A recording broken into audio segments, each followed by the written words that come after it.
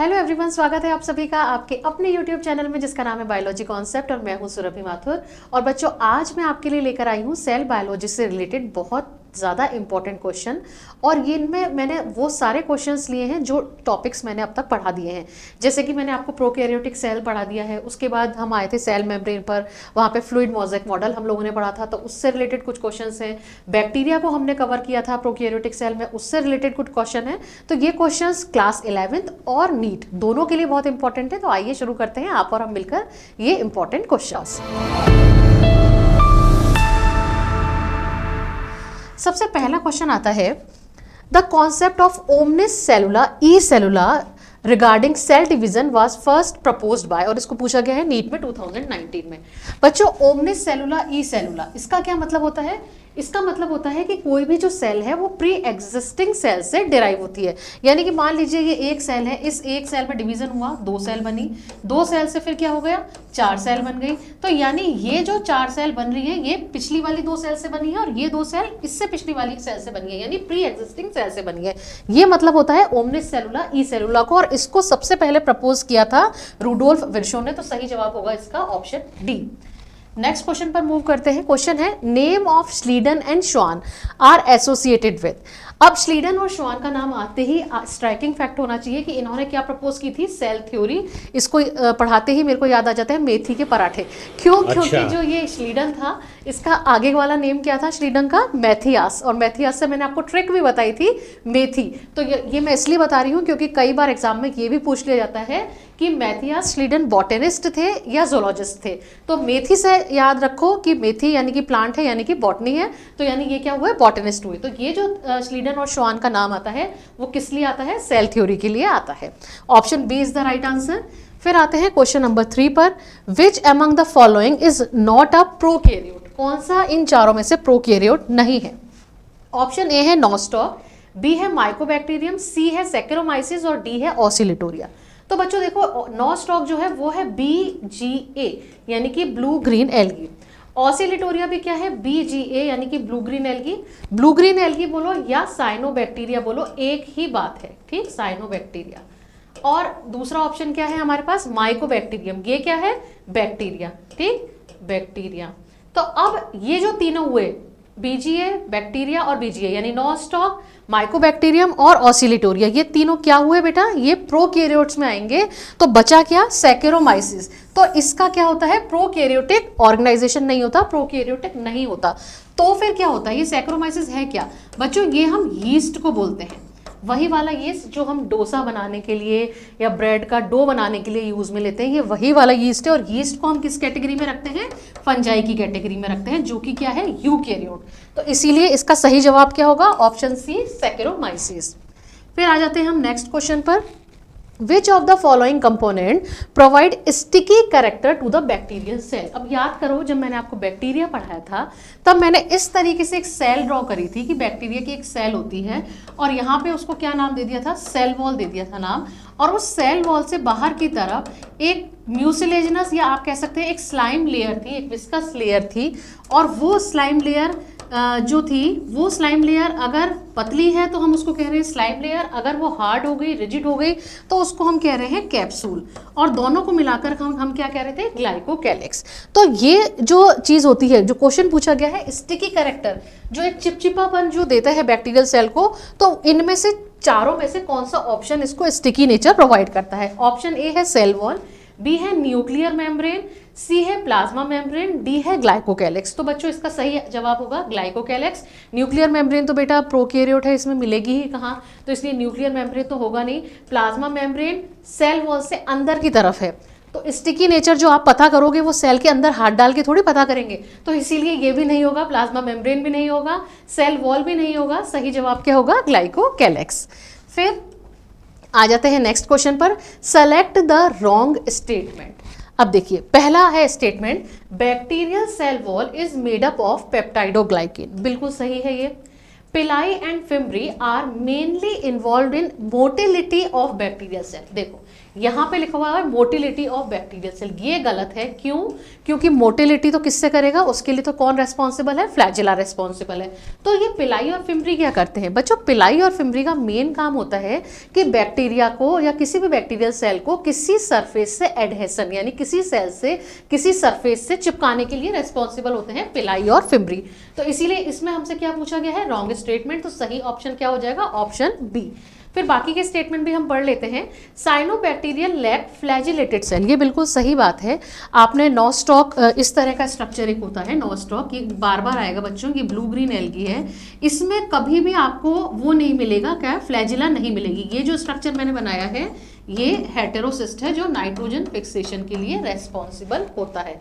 तो ये साइनोबैक्टीरिया का एग्जाम्पल मैंने आपको बताया है नॉस्टॉक, ठीक। तो इसमें कभी भी इसकी पूरी लाइफ साइकिल में आपको कहीं पर भी फ्लैजिलेटेड स्टेज नहीं मिलेगी। Mycoplasma is a wall less microorganism, ये बिल्कुल सही है। माइकोप्लाज्मा जो होता है उसमें सेल वॉल प्रेजेंट नहीं होती, तो ये स्टेटमेंट भी सही है। हमसे क्या पूछा गया है कि रॉन्ग कौन सा है, तो इसीलिए option B is the right answer. अच्छा हाँ, एक बात और, पिलाई और फिम्ब्री, ये बच्चे कई सोच रहे होंगे कि दोनों में क्या डिफरेंस है। बच्चों पिलाई और फिम्ब्री जो होते हैं दोनों ही क्या होते हैं, फिलामेंटस स्ट्रक्चर होते हैं, लेकिन पिलाई का साइज थोड़ा बड़ा होता है, फिम्ब्री का साइज थोड़ा छोटा होता है। फिम्ब्री जो होते हैं वो ब्रिसल लाइक स्ट्रक्चर होते हैं और पिलाई जो होते हैं वो हेयर लाइक स्ट्रक्चर होते हैं। ये बेसिक डिफरेंस होता है पिलाई और फिम्ब्री में। काम दोनों का यही होता है कि किसी भी बैक्टीरियल सेल को किसी सरफेस से चिपकाने का, एडेशन करने का काम करते हैं। अब हम जाते हैं नेक्स्ट क्वेश्चन पर। विच one of the following is not an inclusion body found in prokaryotes. बच्चों इंक्लूजन बॉडी का मतलब होता है कि कोई भी जो प्रोकैरियोटिक सेल है उसमें जो रिजर्व फूड मटेरियल किस फॉर्म में रहता है। तो अब जैसे मान लीजिए साइनोफाइसी के मेंबर हैं तो उसमें साइनोफाइसियन ग्रेन्यूल के फॉर्म में रहेगा।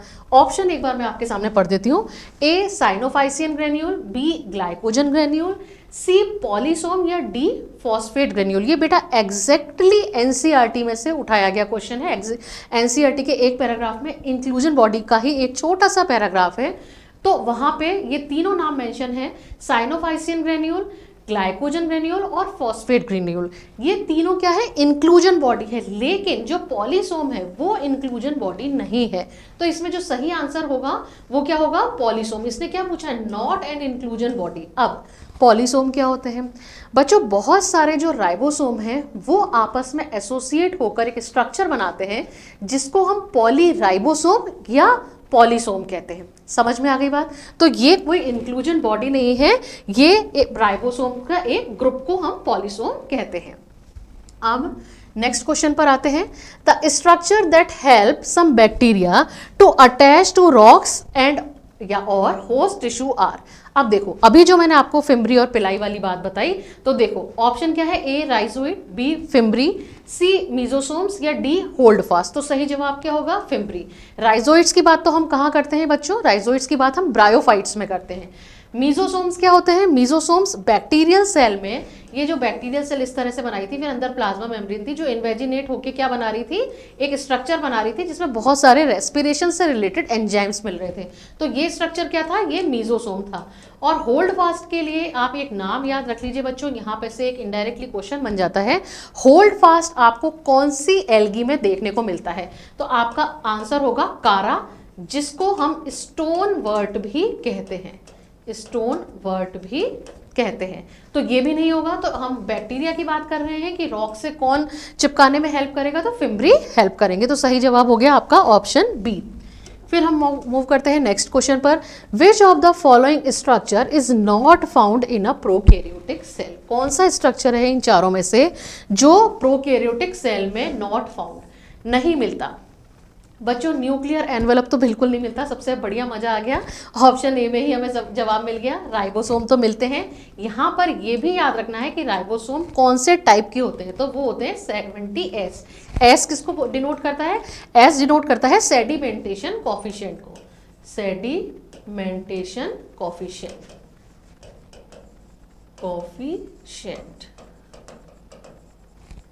मीजोसोम्स अभी बताया कि बैक्टीरियल सेल में मीजोसोम्स तो होते ही हैं, प्लाज्मा मेम्ब्रेन तो बिल्कुल मिलेगी, लेकिन क्या नहीं मिलता, न्यूक्लियर एनवेलप नहीं मिलता। नेक्स्ट क्वेश्चन आ जाता है, which structure performs the function of mitochondria in bacteria. 4 option है हमारे सामने, ए न्यूक्लियोइड, बी राइबोसोम, सी सेल वॉल, डी मीजोसोम। तो बच्चों माइटोकॉन्ड्रिया का जो मेन फंक्शन होता है वो होता है रेस्पिरेशन, और बैक्टीरिया की जब हम बात करते हैं तो वहां पे ये काम कौन करता है, मीजोसोम, क्योंकि मीजोसोम्स की जो लेयर होती है उसमें मिलते हैं रेस्पिरेशन से रिलेटेड एंजाइम। तो ये भी एग्जैक्टली वर्क करता है किसके जैसे, माइटोकॉन्ड्रिया के जैसे इन प्रोकैरियोटिक सेल। बहुत ज्यादा इंपॉर्टेंट क्वेश्चन है, इस क्वेश्चन को अक्सर पूछ लिया जाता है नीट में। नेक्स्ट मूव करते हैं क्वेश्चन पर। The term glycocalyx is used for, option A है a layer surrounding the cell wall of bacteria, second है a layer present between cell wall and membrane of bacteria, C है cell wall of bacteria, D है bacterial cell glycol engineered to possess an glycosylated proteins. अब देखो यहां मैंने bacterial cell बनाई, ठीक। इस बैक्टीरियल सेल से बाहर अभी मैंने आपको बताया था कि एक थिन लेयर होती है, ये थिन लेयर किसकी बनी होती है, पॉलीसैकेराइड की, पॉलीसैकेराइड की। इसको हम क्या कहते हैं बेटा, स्लाइम लेयर। अब जब इस स्लाइम लेयर में ऐड हो जाते हैं क्या, एन एसिटाइल ग्लूकोसामीन, तो ये लेयर जो होती है वो क्या हो जाती है, हार्ड हो जाती है, और तब हम इस लेयर को क्या कह देते हैं, कैप्सूल। और दोनों को मिला करके, किन दोनों को मिला करके, स्लाइम लेयर और कैप्सूल दोनों को मिला करके हम क्या नाम देते हैं, ग्लाइकोकैलिक्स। अब देखो यहाँ क्या लिखा है, a layer surrounding the cell wall of bacteria, तो ये बिल्कुल सही जवाब है, ये सेल वॉल के बाहर है, इसीलिए ये जवाब सही होगा। A layer present between cell wall and plasma membrane, ऐसा नहीं होता बेटा, प्लाज्मा मेम्ब्रेन तो जस्ट इसके अंदर होगी, इसके अंदर नहीं मिलेगी आपको ये चीज, ग्लाइकोकैलिक्स आपको सेल वॉल के बाहर मिलेगा। तो option A is the right answer. फिर नेक्स्ट क्वेश्चन पर आते हैं, विच one of the following does not differ in E coli and Chlamydomonas. अब देखो ई कोलाई जो है वो क्या है, एक बैक्टीरिया, मैं यहां लिख देती हूं, क्या है, एक बैक्टीरिया, और क्लेमाइडोमोनास क्या है, एक एल्गी, ठीक। अब ये मैंने क्यों लिखा, ये मैंने इसलिए लिखा क्योंकि आप जब ऑप्शंस पढ़ेंगे, A ribosome, chromosomal organisation, cell wall, cell membrane, बहुत आराम से आप इस क्वेश्चन को कर लोगे। अब बैक्टीरिया को हम किस कैटेगरी में रखते हैं, प्रोकैरियोट या यूकैरियोट, तो हमारा जवाब क्या होगा, प्रोकैरियोट, ठीक। और एल्गी को किस में रखते हैं हम, यूकैरियोट में, यूकैरियोट, ठीक है। अब प्रोकैरियोट है यानी कि इसमें राइबोसोम कैसे होंगे, 70s, और यूकैरियोट है, इसमें राइबोसोम कैसे होंगे, 80s। क्वेश्चन क्या पूछ रहा है हमसे, क्वेश्चन में ये कहा जा रहा है विच one of the following does not differ, तो यानी ये तो डिफर कर रहे हैं राइबोसोम, ठीक। क्रोमोसोमल ऑर्गेनाइजेशन, अब बच्चों ये प्रोकैरियोट है, तो प्रोकैरियोट में तो न्यूक्लियर एनवेलप मिलता ही नहीं है और हिस्टोन प्रोटीन नहीं मिलते, जबकि यूकैरियोट में हिस्टोन प्रोटीन प्रेजेंट होते हैं, तो यानी क्रोमोसोमल ऑर्गेनाइजेशन में भी हमें डिफरेंस दिख रहा है। तीसरा आ जाता है सेल वॉल। बच्चों सेल वॉल, बैक्टीरिया में जो सेल वॉल होती है उसमें क्या चीज प्रेजेंट होती है, पेप्टाइडोग्लाइकेन, पेप्टाइडोग्लाइकेन, जबकि एल्गी की जब हम बात करते हैं, एल्गी की, तो यहां पर किसकी बनी होती है सेल वॉल, सेल्यूलोज की, ठीक है। तो यहां पे डिफरेंस आ रहा है, यहां पे भी डिफरेंस आ रहा है, लेकिन जो सेल मेम्ब्रेन होती है वो ई कोलाई और क्लेमाइडोमोनास दोनों में सेम होती है, फॉस्फोलिपिड की बनी हुई, तो इसीलिए हमारा जवाब क्या होगा, डी सेल मेम्ब्रेन।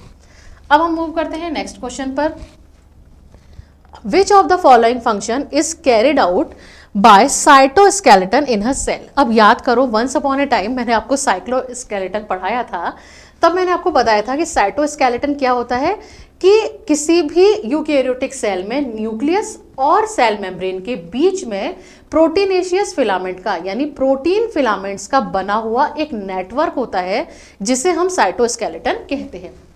अब ये साइटोस्केलेटन करता क्या है, ये साइटोस्केलेटन रेस्पॉन्सिबल होता है किसके लिए, एक तो सेल को मोटिलिटी देने के लिए, दूसरा उसको सपोर्ट करने के लिए। अब यहाँ पे हम देखते हैं ऑप्शन क्या है, प्रोटीन सिंथेसिस। बच्चों प्रोटीन सिंथेसिस का काम राइबोसोम करते हैं, ना कि साइटोस्केलेटन। साइटोस्केलेटन बना जरूर होता है प्रोटीनेशियस फिलामेंट का, लेकिन प्रोटीन सिंथेसिस नहीं करता, तो इसलिए हमारा इसका सही जवाब क्या होगा, motility, option B is the right answer.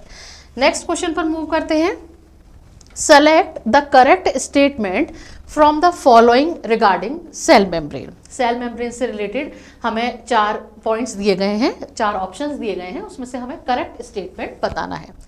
पहला है sodium and potassium ions move across cell membrane by passive transport. यहाँ पे गलती हो गई, पैसिव ट्रांसपोर्ट नहीं होता, यहाँ पे कैसा होता है, एक्टिव ट्रांसपोर्ट होता है। मैंने ये बात आपको पढ़ाई थी जब मैंने आपको सेल मेम्ब्रेन के फंक्शंस पढ़ाए थे, ठीक है। तो सोडियम और पोटेशियम आयन किसके थ्रू मूव करते हैं, इसके लिए एनर्जी रिक्वायर्ड होती है जो एटीपी के फॉर्म में होती है, तो इसीलिए ये क्या होगा, एक्टिव ट्रांसपोर्ट होगा। बी ऑप्शन है proteins make up to 60 to 70% of the cell membrane. नहीं बच्चा, 60 to 70% नहीं होते, ये लगभग 50% होते हैं, तो इसीलिए ये वाला ऑप्शन भी हमारा गलत हो गया। फिर है lipids are arranged in a bilayer, ठीक है, polar heads towards the inner part. नहीं, यहां तक तो बात सही है कि lipid are arranged in bilayer, lipid bilayer होती है, पोलर हेड भी पोलर होते हैं, लेकिन गलती क्या हो गई, इन towards the inner part. Towards the inner part नहीं होता, याद करो जब हमने फ्लूइड मोज़ेक मॉडल पढ़ा था तब इस तरीके से हमने ऐसे डिजाइन्स बनाए थे, और ये क्या है, ये फॉस्फोलिपिड के मॉलिक्यूल हैं, ये फॉस्फोलिपिड के मॉलिक्यूल आउटर साइड है, ये इधर आउटर साइड हुए, ये इधर आउटर साइड हुई, यहाँ पे क्या लिख दिया, इनर पार्ट, तो इनर पार्ट लिखने की वजह से ये गलत हो गया। फिर आता है option D, fluid mosaic model of cell membrane was proposed by Singer and Nicolson. ये बिल्कुल सही बात है, तो D, option D is the right answer. फिर आगे मूव करते हैं, question number 15, the plasma membrane consist mainly of. Plasma membrane किसकी बनी होती है, देखते हैं क्या ऑप्शन है। ए है phospholipids embedded in a protein bilayer. बच्चों फॉस्फोलिपिड एम्बेडेड नहीं रहते, एम्बेडेड तो कौन रहता है, प्रोटीन रहते हैं, तो इसलिए ये गलत हो गया। Proteins embedded in a phospholipid bilayer, बिल्कुल सही है, तो इसलिए option B is the right answer. तीसरा है proteins embedded in a polymer of glucose molecules. ऐसा नहीं होता कि प्रोटीन एम्बेडेड नहीं होते ग्लूकोज मॉलिक्यूल्स में, ये एक्चुअली ग्लाइकोप्रोटीन लिखना चाह रहे थे पर ये गड़बड़ कर दी, तो इसीलिए ये बिल्कुल नहीं, गलत है। फिर proteins embedded in a carbohydrate bilayer, ये भी गलत है, तो option B is the right answer. Proteins embedded रहते हैं किसमें, फॉस्फोलिपिड बाइलेयर में। आपको याद हो कि अभी पिछली स्लाइड पे मैंने डायग्राम जो बनाया था, तो यहाँ पे इस तरीके से वो धसे हुए रहते थे प्रोटीन के मॉलिक्यूल, है ना, और जो पूरे के पूरे कंप्लीटली धसे हुए रहते थे, एम्बेडेड रहते थे, उनको हम इंट्रिंसिक कहते थे, और जो सरफेस में मिल रहे थे उनको हम क्या कह रहे थे, एक्सट्रिंसिक प्रोटीन कह रहे थे। तो इसीलिए यहाँ पर क्या ऑप्शन सही होगा, option B, proteins embedded in a phospholipid bilayer.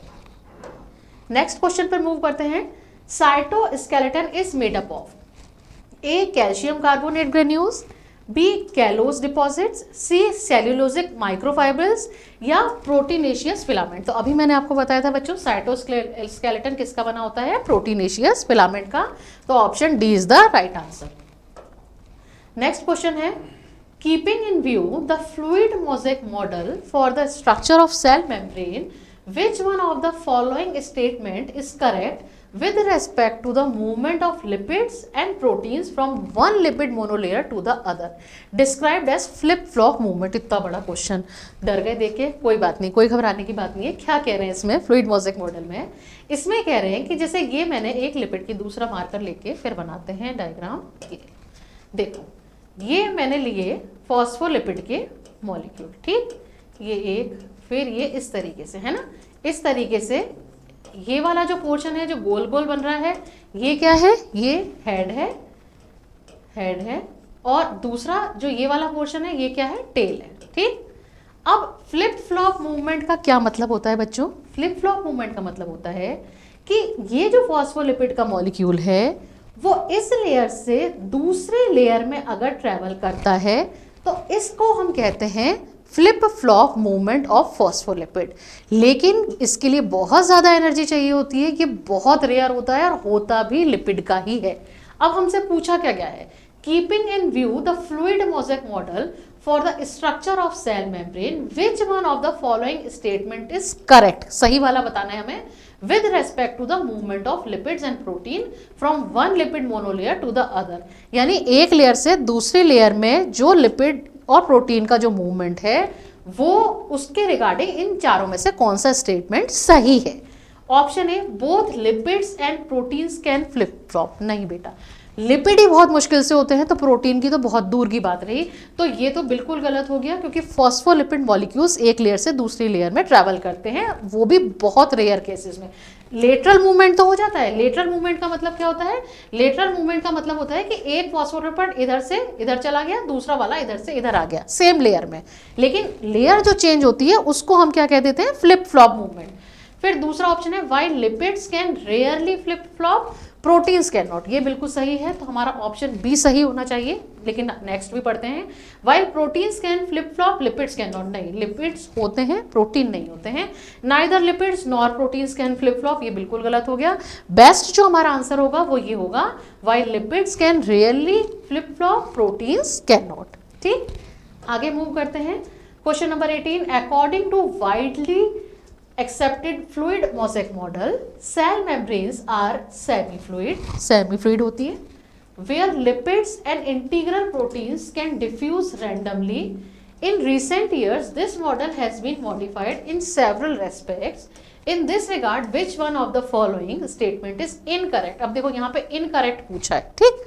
कौन सा स्टेटमेंट इन चारों में से गलत है? पहला, proteins in cell membranes can travel within the lipid bilayer. Lipid bilayer में हाँ ट्रेवल कर सकते हैं, एक लेयर से दूसरी लेयर नहीं कह रहे, ये लिपिड बायलेयर में ट्रेवल कर सकते हैं। Protein can also undergo flip flop movements in the lipid bilayer. अभी मैंने आपको बताया कि प्रोटीन्स का फ्लिप फ्लॉप मूवमेंट नहीं होता, एक लेयर से दूसरी लेयर में नहीं जाते। तो यहाँ पे हमसे इनकरेक्ट पूछा है, तो option B is the right answer. Next question पे मूव करते हैं। In fluid mosaic model of plasma membrane, upper layer, चार ऑप्शन है, कौन सा सही है आपको बताना है। Upper layer is non polar and hydrophilic. अब देखो अपर लेयर का मतलब क्या हुआ कि ये जो हम लिपिड बाइलेयर बना रहे हैं यहाँ पे इस तरीके से जो बना रहे हैं, इसमें ये बात तो सही है कि ये हाइड्रोफिलिक होते हैं, लेकिन नॉन पोलर नहीं होते बेटा। जो लिपिड के मॉलिक्यूल होते हैं वो पोलर होते हैं, तो नॉन पोलर की वजह से ये गलत हो गया। दूसरा, अपर layer is polar and hydrophobic. अब यहाँ पे हाइड्रोफोबिक लिख दिया इसलिए गलत हो गया क्योंकि ये हाइड्रोफिलिक होते हैं।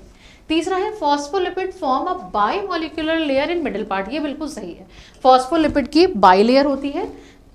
डी है protein forms a middle layer. Protein middle layer कैसे बनाएंगे बेटा, क्योंकि जो डायग्राम हम लोग देखते हैं उसमें किस तरीके से रहता है, इस तरीके से रहता है ना, ये रहता है ना, और फिर यहाँ पे इस तरीके से क्या रहते हैं, प्रोटीन रहते हैं, यहाँ पे प्रोटीन रहते हैं, और ये इस तरीके से ये हो गई। तो ये इसने तो क्या बना लिया, ये तो मिडिल, या तो यहाँ सर एक्सटर्नल पार्ट पर होंगे या फिर धसे हुए होंगे।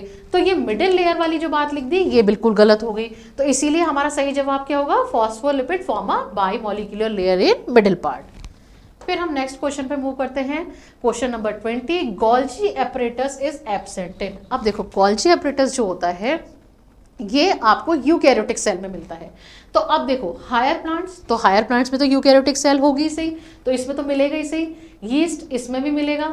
बैक्टीरिया और ब्लू ग्रीन एल्गी दोनों किसको बिलोंग करते हैं, दोनों क्या है, प्रोकैरियोटिक। तो प्रोकैरियोटिक सेल में गोल्जी एपरेटस कभी भी नहीं मिलेगा, तो इसीलिए हमारा सही जवाब होगा ऑप्शन सी। तो ये हमने सॉल्व किए टोटल 20 क्वेश्चन जो प्रोकैरियोटिक सेल से रिलेटेड थे। आगे आने वाले वीडियो लेक्चर्स में मैं जैसे जैसे आपको कंटेंट पढ़ाती जाऊंगी यूकैरियोटिक सेल का, उसके बाद मैं ज़रूर से क्वेश्चंस का भी एक वीडियो लेकर आऊंगी। अगर आपको किसी टॉपिक पर वीडियो चाहिए तो आप प्लीज़ मुझे कमेंट करके पूछ सकते हैं। और एक बात हाँ, ये ज़रूर कि अगर आपको मेरे वीडियो में कहीं कोई कमी लगती हो तो प्लीज़ मुझे इस बारे में भी आप कमेंट करिए। मैंने पहले भी आपसे कहा है कि आपका कमेंट मेरे लिए बहुत मैटर करता है। आज के लिए इतना बहुत है। अगर आज का वीडियो आपको पसंद आया हो, यूज़फुल लगा हो, तो प्लीज़ इसको लाइक करिएगा, शेयर करिएगा और चैनल को सब्सक्राइब करिएगा। Thank you very much.